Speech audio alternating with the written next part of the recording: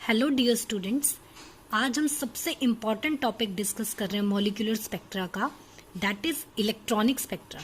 Okay, electronic spectra में वैसे students ये दोनों ही स्पेक्ट्रा इंक्लूड होते हैं प्रैक्टिकली, क्योंकि इलेक्ट्रॉनिक स्पेक्ट्रा के लिए सबसे हाईएस्ट एनर्जी इन्वॉल्व होती है। क्लियर? जैसे कि डिफरेंस करते टाइम मैंने आपको बताया भी था, प्योर रोटेशनल स्पेक्ट्रा के लिए minimum energy required, vibrational rotational के लिए इसके कंपैरिजन में हायर रिक्वायर्ड, और इलेक्ट्रॉनिक स्पेक्ट्रा के लिए सबसे हाईएस्ट एनर्जी रिक्वायर्ड होती है, that will lie in UV and visible raise. Clear? तो आज हम डिस्कस करने जा रहे हैं स्टूडेंट्स इलेक्ट्रॉनिक स्पेक्ट्रा, और इसमें हाईएस्ट एनर्जी इन्वॉल्व हो रही है, तो इस वजह से इस स्पेक्ट्रा में ये दोनों स्पेक्ट्रा इंक्लूड होंगे। That's why it is the most complicated spectra among all three spectras of molecular spectra. Clear? तो स्टूडेंट्स, अगर हम इलेक्ट्रॉनिक स्पेक्ट्रा के फीचर्स के बारे में डिस्कस करें तो सबसे पहला हमारा मेन फीचर यही बनता है that among the molecular spectra the electronic spectra are the most complex which appear in visible as well as UV region. It means electronic spectra की जितनी भी ट्रांजिशंस होंगी उसमें एमिटेड या एब्जर्व्ड रेडिएशन जो होंगी वो या तो फ्रीक्वेंसी विजिबल की रेंज की होंगी या फिर यूवी की रेंज की होंगी। क्लियर? और ये भी चीज मैंने अभी आपको बताई that it involves the change in all three electronic, vibrational and rotational energy of the molecule. क्योंकि जहां पे इलेक्ट्रॉनिक स्टेट चेंज होगी ना स्टूडेंट्स, वहां पे वाइब्रेशनल और रोटेशनल अंडरस्टूड है, ये स्टेट्स तो चेंज होगी ही होंगी। अब हमने ये स्टडी किया था स्टूडेंट्स कि प्योर रोटेशनल स्पेक्ट्रा उन मॉलिक्यूल्स में होता है जहां पे परमानेंट डायपोल मोमेंट एग्जिस्ट करती हो, मतलब हेटेरोन्यूक्लियर एलिमेंट्स के अंदर या मॉलिक्यूल्स के अंदर। जबकि वाइब्रेशनल रोटेशनल भी ऐसे ही मॉलिक्यूल्स के अंदर था जो हेटेरोन्यूक्लियर थे, बट इलेक्ट्रॉनिक में ऐसी कोई कंडीशन नहीं है स्टूडेंट्स। सभी टाइप के मॉलिक्यूल्स इलेक्ट्रॉनिक स्पेक्ट्रा को शो करते हैं। तो मैंने थर्ड पॉइंट यही लिखा है, all diatomic molecule exhibit electronic spectra either homonuclear और हेटेरोन्यूक्लियर मॉलिक्यूल्स। होमोन्यूक्लियर स्टूडेंट्स वो होते हैं जिनकी परमानेंट डायपोल मोमेंट नहीं होती, और हेटेरो वो होते हैं जिनकी परमानेंट डायपोल मोमेंट होती है। होमोन्यूक्लियर में एक्चुअल में होता क्या है कि सभी एटम्स की net resultant dipole moment zero आ जाती है, जैसे H2, N2, O2, ये सब होमोन्यूक्लियर हैं। ये मॉलिक्यूल्स भी इलेक्ट्रॉनिक स्पेक्ट्रा शो करेंगे, और हेटेरोन्यूक्लियर मॉलिक्यूल जैसे आपके पास मान लो HCl आ गया, ठीक है, जिनकी परमानेंट डायपोल मोमेंट होती है, वो मॉलिक्यूल्स भी इलेक्ट्रॉनिक स्पेक्ट्रा को शो करेंगे। फिर मैंने अभी आपको ये चीज कही थी कि अगर आप इन तीनों स्पेक्ट्रा को कंपैरिजन में लाओ तो इलेक्ट्रॉनिक स्पेक्ट्रा में जो एनर्जी लेवल्स होते हैं उनकी एनर्जी सबसे ज्यादा होगी एज कंपेयर टू वाइब्रेशनल, और वाइब्रेशनल की ज्यादा होगी एज कंपेयर टू रोटेशनल। तो हम इस तरीके से लिख सकते हैं students, electronic energy is of a greater magnitude than individual vibrational और रोटेशनल। ठीक है? तो हम मैथमेटिकली लिखना चाहें तो अगर मैं E के सबस्क्रिप्ट में स्मॉल e लगा रही हूं, it means electronic energy level की एनर्जी। E के सबस्क्रिप्ट में अगर मैं V लगा रही हूं, इट मीन्स वाइब्रेशनल लेवल्स की एनर्जी। और E के सबस्क्रिप्ट में अगर मैं R लगा रही हूं, it means rotational energy levels की एनर्जी।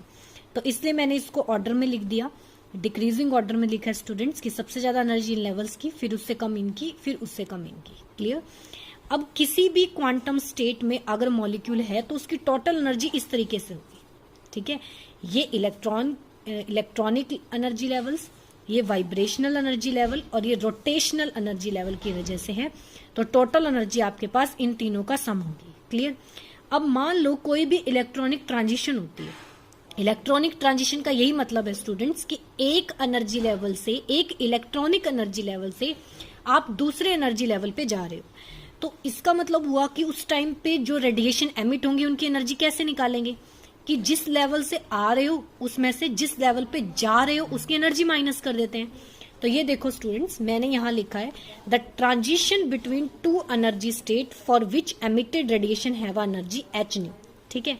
ये एनर्जी है टोटल मॉलिक्यूल की इनिशियल स्टेट में, और ये एनर्जी है उसकी फाइनल स्टेट में। तो अगर मैं इनिशियल एनर्जी को फाइनल से माइनस कर दूंगी तो जो चेंज आएगा वही आपके पास in the form of radiation emit हुआ होगा।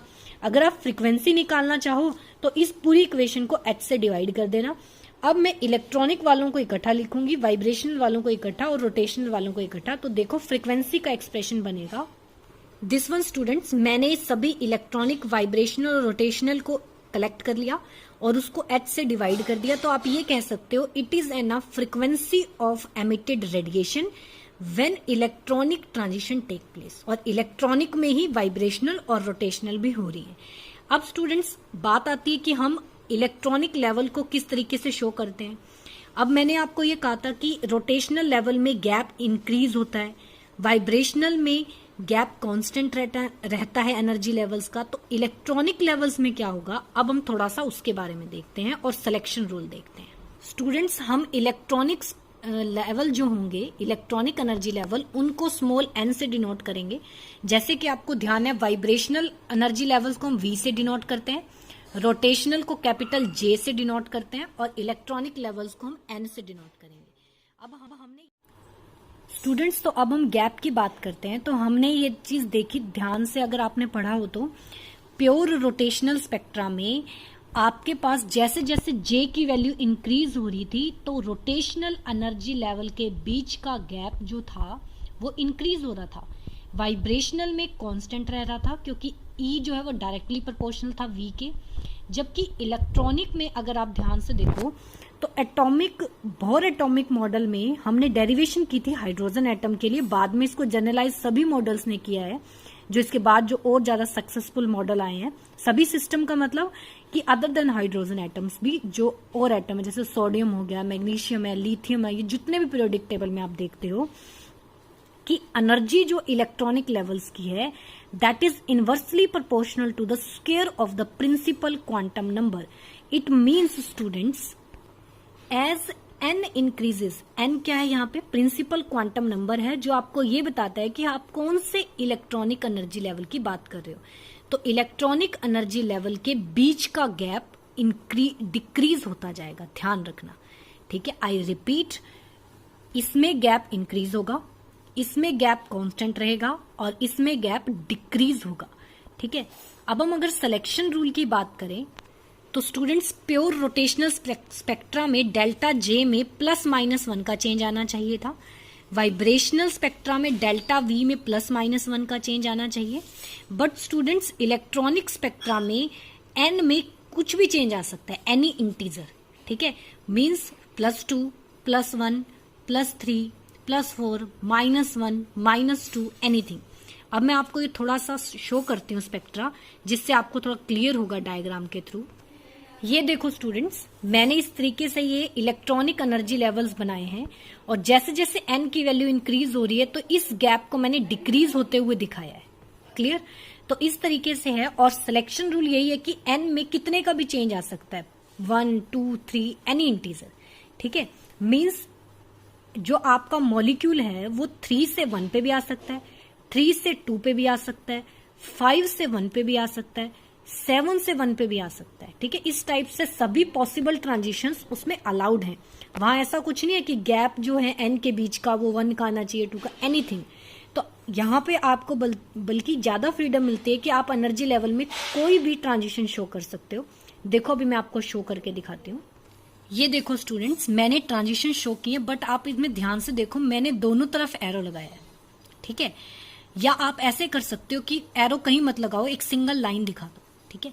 उससे आपको ये पता लगेगा कि आप 2 से 1 पे भी जा सकते हो और 1 से 2 पे भी जा सकते हो।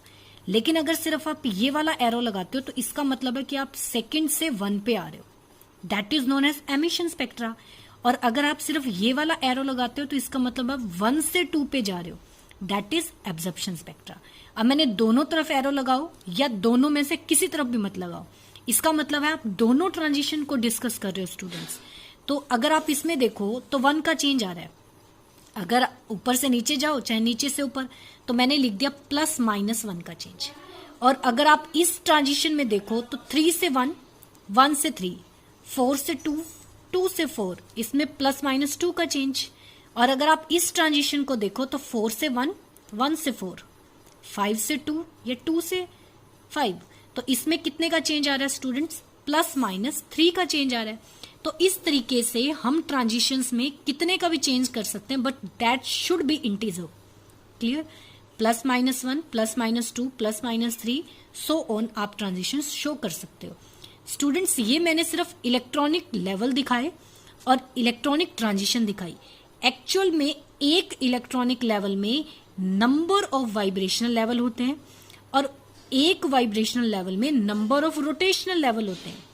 तो इट मीन्स एक सिंगल इलेक्ट्रॉनिक ट्रांजिशन के लिए नंबर ऑफ वाइब्रेशनल ट्रांजिशन होगी और नंबर ऑफ और सिंगल वाइब्रेशनल ट्रांजिशन के लिए नंबर ऑफ रोटेशनल ट्रांजिशन होंगी। वैसे वो डायग्राम बनाना थोड़ा सा टिपिकल है, बट मैंने थोड़ा ट्राई किया स्टूडेंट्स, आप देखो उसको अगर आपको समझ में आता है तो। दिस वन स्टूडेंट्स, अगर आप इसको ध्यान से देखो तो ये आपकी लोअर इलेक्ट्रॉनिक एनर्जी लेवल है और ये आपका अपर इलेक्ट्रॉनिक एनर्जी लेवल है। ठीक है, अब अगर आप एक लेवल पे पहले हम कंसंट्रेट करते हैं स्टूडेंट्स। दिस वन स्टूडेंट्स, ये N से मैंने इलेक्ट्रॉनिक एनर्जी लेवल को शो किया है। अब इसमें देखो मैंने ये डार्क शेड में वाइब्रेशनल एनर्जी लेवल्स बनाए हैं और इनका गैप ये जो है ना, ये मैंने कांस्टेंट लिया है स्टूडेंट्स। ठीक है, अब एक वाइब्रेशनल में मैंने रोटेशनल बनाए हैं ब्लू कलर से और इनका गैप मैंने इंक्रीज होते हुए दिखाया है। ठीक है, इलेक्ट्रॉनिक को N से डिनोट किया है, वाइब्रेशनल को मैंने V से डिनोट किया है और रोटेशनल को J से डिनोट किया है। क्लियर? अब इसी तरीके से मैंने अबव वाली स्टेट भी बनाई है, तो वो आप देखो, ये है आपकी, ये अपर इलेक्ट्रॉनिक लेवल है, इसको मैंने N' लिखा है स्टूडेंट्स। इसके अंदर भी सेम वैसे ही वाइब्रेशनल लेवल जिनके बीच का गैप फिक्स लिया है, ये रोटेशनल लेवल जिनका गैप इंक्रीज हो रहा है और ये आपकी जो फ्रीक्वेंसी इन्वॉल्व हो रही है, इसमें ये तीनों चीजें चेंज हो रही हैं, ये चीज हम देख रहे हैं।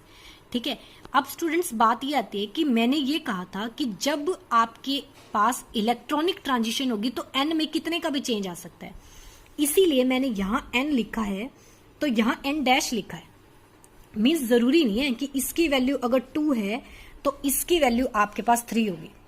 ठीक है, या ये 1 है तो वो 2 होगा, नहीं, अगर ये 1 है तो वो 3 भी हो सकता है, ये 4 है तो वो 7 भी हो सकता है। इसलिए आप नॉर्मल लिखो N और N', इनके बीच का गैप कितना भी हो सकता है। अब मैंने ये ट्रांजिशन शो किए स्टूडेंट्स इन दोनों इलेक्ट्रॉनिक लेवल में, मैंने एरो किसी तरफ नहीं लगाया। इसमें इट मीन्स अगर आप इस लेवल से इस पे आते हो that is known as emission electronic spectra, अगर आप इस लेवल से यहां चले जाते हो that is known as absorption electronic spectra. अब इस एक ट्रांजिशन में देखो नंबर ऑफ वाइब्रेशनल ट्रांजिशंस कैसे होती हैं स्टूडेंट्स। ये देखो स्टूडेंट्स, एक इलेक्ट्रॉनिक ट्रांजिशन के लिए मैंने कितनी सारी वाइब्रेशनल लाइन शो की हैं। अगर आप ध्यान से देखो तो इसमें डेल्टा V का चेंज कितने का होता है? +-1 का चेंज होता है स्टूडेंट्स। तो हम 1 से 0 पे भी शो कर सकते हैं, 2 से 1 पे और 3 से 2 पे। सेम ऐसे ही आप ये भी शो कर सकते हो 0 से 1, 1 और 2 और 2 और 3। अब स्टूडेंट्स इसमें भी मैंने एरो नहीं लगाया, अगर आप एरो डाउनवर्ड लगा देते हो इस तरीके से इट मीन्स ये एमिशन स्पेक्ट्रा है, अगर आप अपवर्ड में लगा देते हो that means it is a absorption spectra. Clear? अब अगर आप देखो तो किसी एक वाइब्रेशन स्टूडेंट्स, अब हम बात करते हैं रोटेशनल ट्रांजिशन की। वैसे तो इन सभी वाइब्रेशनल ट्रांजिशन के स्पेक्ट्रा की जो पर्टिकुलर लाइंस हैं उनके कोरस्पॉन्डिंग आपको नंबर ऑफ रोटेशनल लाइंस मिलेंगी, बट स्टूडेंट्स यहाँ मैं आपको एक लाइन बनाकर दिखाती हूँ। इस ट्रांजिशन को ले लो आप 1 से 2, मीन्स ये 2-1 वाली जो ट्रांजिशन है मैंने इसके नंबर ऑफ कंपोनेंट बनाए हैं, तो रोटेशनल लेवल आप इन्हीं 2 लेवल्स के यूज करोगे। जैसे V1 के कॉरस्पॉन्डिंग ये लेवल्स यूज किए मैंने, V2 के कॉरस्पॉन्डिंग मैंने इन लेवल्स को यूज किया स्टूडेंट्स, और ट्रांजिशन की, और ट्रांजिशन का रूल यही रखा कि delta J is equals to +-1। ठीक है, तो यहां से देखो 1 से आप जा रहे हो 0 पे, 2 से 1, और एरो मैंने फिर से शो नहीं किया स्टूडेंट्स, तो यही बात है, डाउनवर्ड लगाओगे तो एमिशन, अपवर्ड लगाओगे आप तो एब्जॉर्प्शन। तो इस तरीके से आपके पास ये एक वाइब्रेशनल लाइन के लिए आपके पास नंबर ऑफ रोटेशनल लाइंस बनी है। क्लियर? तो इससे आपको साफ इसमें विजुअलाइज हो रहा है स्टूडेंट्स कि एक इलेक्ट्रॉनिक के लिए there are number of vibrational transition, फिर एक वाइब्रेशनल के लिए there are number of rotational transition. That's why we say that electronic spectra is a band system. Clear? तो इसीलिए ना एक इलेक्ट्रॉनिक में इसकी नंबर ऑफ लाइंस, इसकी एक में इसकी नंबर ऑफ लाइंस. तो इस तरीके से स्टूडेंट्स हमारा ये टॉपिक जो है ये कंप्लीट होता है इलेक्ट्रॉनिक स्पेक्ट्रा. मैं ये भी कह सकती हूँ कि अब हमारा मॉलिक्यूलर स्पेक्ट्रा आर्टिकल कंप्लीट हो गया है, जिसमें स्टूडेंट्स हमने तीनों को डिफ्रेंशिएट किया था कि इसकी जो रेडिएशन एमिट होंगी वो किस रेंज में लाई करेंगी, इसमें और इसमें. फिर हमने ये कहा था कि इलेक्ट्रॉनिक स्पेक्ट्रा जो है वो हर टाइप के मॉलिक्यूल शो करेंगे, ये दोनों हेटेरोन्यूक्लियर ही शो करते हैं. उसके बाद हमने डिस्कस किया कि एनर्जी लेवल जो इलेक्ट्रॉनिक हैं उनको हम एन से डिनोट करेंगे, वाइब्रेशनल को वी से, और प्योर जो रोटेशनल है उनको जे से डिनोट करेंगे. और जैसे जैसे जे की वैल्यू इंक्रीज होती जाएगी स्टूडेंट्स, वैसे वैसे आपके पास एनर्जी लेवल का गैप जो है वो भी इंक्रीज होता जाएगा. और इसमें वी के इंक्रीज होने पे गैप कांस्टेंट रहेगा, और एन के इंक्रीज होने पे इलेक्ट्रॉनिक एनर्जी लेवल्स का गैप डिक्रीज होगा. क्लियर? तो और एनर्जी लेवल के एक्सप्रेशन में जो हमने रूल फॉलो किए थे वो यही थे कि डेल्टा जे में +-1 का चेंज, डेल्टा वी में +-1 का चेंज, और डेल्टा एन में एनी इंटीजर्स चेंज. क्लियर?